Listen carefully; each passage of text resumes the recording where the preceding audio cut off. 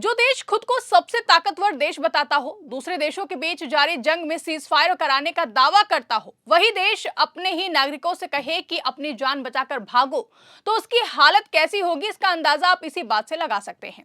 ऐसा ही कुछ हुआ है अमेरिका के राष्ट्रपति डोनाल्ड ट्रंप के साथ। जी हां, ईरान ने ऐसी तबाही मचाई है कि डोनाल्ड ट्रंप ने अपने ही नागरिकों से कहा है कि जितनी जल्दी हो सके अपनी जान बचाकर भागो।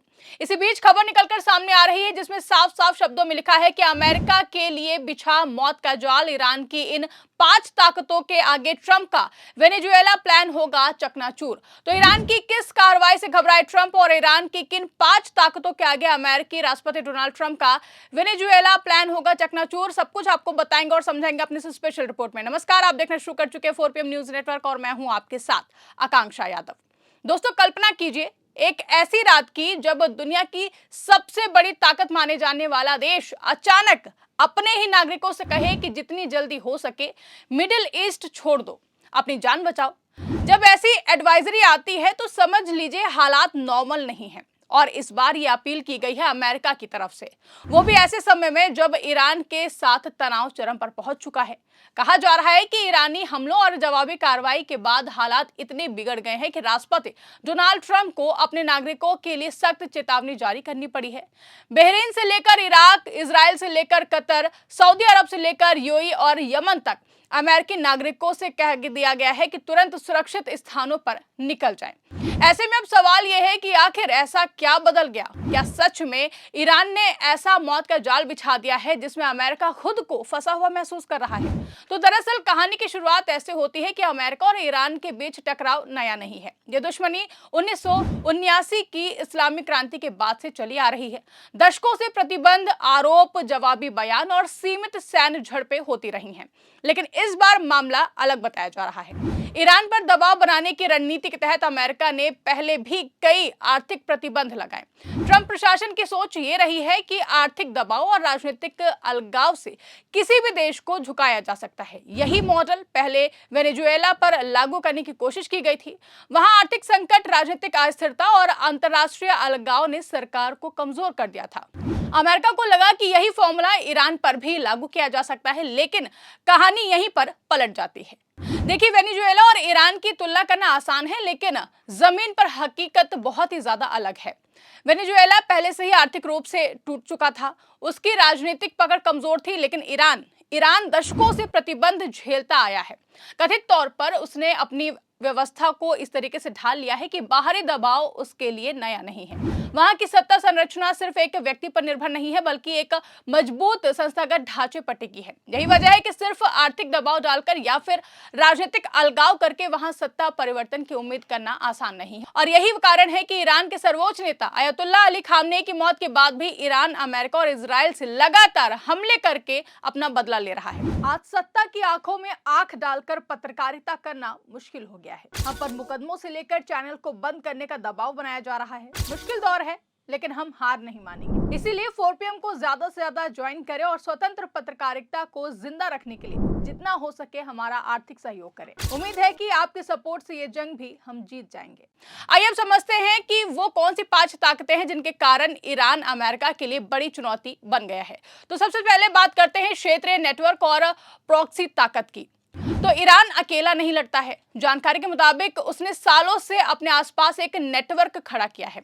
इराक में शिया मिलिशिया, लेबनान में हिजबुल्लाह, यमन में हौथी मूवमेंट, ये सभी समूह किसी न किसी रूप से ईरान के समर्थक माने जाते हैं। ईरान इन्हें एक्सेस ऑफ रेजिडेंस कहता है। मतलब साफ है कि अगर अमेरिका सीधे ईरान पर हमला करता है तो जवाब सिर्फ तहरीन से नहीं आएगा, जवाब कई मोर्चों से आ सकता है। अमेरिकी बेस, दूतावास और सहयोगी देश सब निशाने पर आ सकते हैं। यही वजह है कि मिडिल ईस्ट के इतने सारे देशों से अमेरिकी नागरिकों को निकलने की सलाह दी गई है। दूसरा, मिलिट्री क्षमताएं और असिमेट्रिक युद्ध की ताकत। सच ये है कि पारंपरिक युद्ध में अमेरिका की सेना दुनिया में सबसे शक्तिशाली मानी जाती है, लेकिन ईरान ने अपनी रणनीति अलग बनाई है।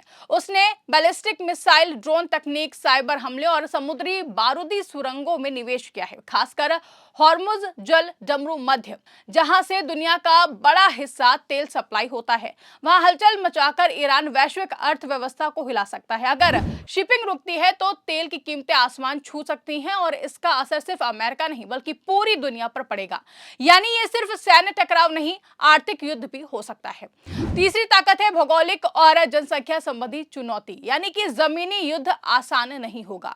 ईरान का भूगोल बेहद ही जटिल है। पहाड़ी इलाके, बड़े शहर और 8 करोड़ से ज्यादा की आबादी। किसी भी तरह की जमीनी कार्रवाई का मतलब होगा लंबा और महंगा संघर्ष। शहरी युद्ध में भारी जानमाल का नुकसान होता है। अमेरिका पहले ही इराक और अफगानिस्तान में लंबे युद्ध का अनुभव कर चुका है, वहां से निकलना आसान नहीं था। ईरान का आकार और जटिलता उससे भी ज्यादा बड़ी चुनौती होगी। वहीं अगर हम ईरान की चौथी ताकत की बात करें तो वो है आइडियोलॉजिकल मजबूती। दरअसल 1979 की क्रांति के बाद से अमेरिका विरोध वहां की राजनीति का हिस्सा बन चुका है। जब बाहरी ताकत आती है तो अक्सर ही देश के भीतर मतभेद कम हो जाते हैं और लोग एकजुट हो जाते हैं। अगर अमेरिका सीधे दबाव बढ़ाता है तो ये सरकार के खिलाफ गुस्सा भड़काने के बजाय राष्ट्रवाद को मजबूत कर सकता है। यही कारण है कि भीतर से सरकार गिर जाएगी वाली उम्मीद बहुत ही जोखिम भरी मानी जा रही है। अब बात करते हैं ईरान की पांचवी बड़ी ताकत की, तो वो है वैश्विक राजनीतिक दांव। आपको बता दें कि ईरान अकेला अंतर्राष्ट्रीय मंच पर अलग थलग नहीं है। उसके रिश्ते रशिया और चाइना जैसे देशों से बने हुए हैं।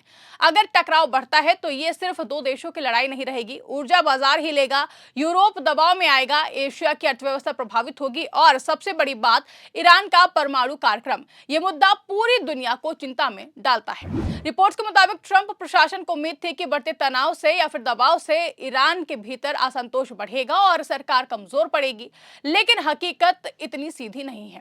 जो फॉर्मूला वेनेजुएला में आजमाया गया वो यहाँ दोहराना आसान नहीं है। वहां की कमजोर अर्थव्यवस्था और राजनीतिक अलगाव ने हालात बदले थे, लेकिन ईरान दशकों से प्रतिबंधों के बीच जीना सीख चुका है। ऐसे में सवाल उठा कि क्या सच में अमेरिका के लिए मौत का जाल बिछ गया है? तो इसे ऐसे समझा जा सकता है कि जब एक ताकतवर सरकार अपने नागरिकों को क्षेत्र छोड़ने की सलाह देती है तो यह संकेत होता है कि खतरा वास्तविक है।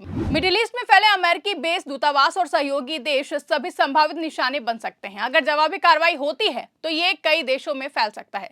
कथित तौर पर यही मौत का जाल है, एक ऐसा जाल जहां हर कदम के साथ नया मोर्चा खुल सकता है। अब सवाल यह भी उठता है कि आगे क्या? तो अब दुनिया की नजर इस बात पर है कि क्या ये टकराव सीमित रहेगा या फिर बड़ा युद्ध बनेगा? क्या कूटनीति रास्ता निकालेगी या फिर तनाव और भी ज्यादा बढ़ेगा? तो इतिहास बताता है कि मिडिल ईस्ट की लड़ाइयां जल्दी खत्म नहीं होती हैं और इस बार दांव सिर्फ एक देश या फिर एक नेता का नहीं है। दांव है वैश्विक स्थिरता का, ऊर्जा बाजार का और लाखों लोगों की सुरक्षा का। कुल मिलाकर ईरान को अमेरिका को वेनेजुएला समझने की भूल महंगी पड़ सकती है, क्योंकि दबाव की राजनीति हर जगह काम नहीं करती है।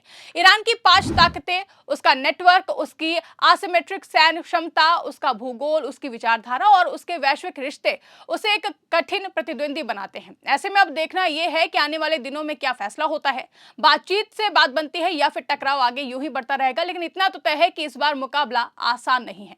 फिलहाल के लिए दोस्तों इस रिपोर्ट में बस इतना ही। अगर वीडियो पसंद आई हो तो वीडियो को ज्यादा से ज्यादा लाइक और शेयर करना ना भूलें। चैनल पर नए हैं तो चैनल को सब्सक्राइब जरूर कर लो और देखते रहिए 4 PM न्यूज नेटवर्क।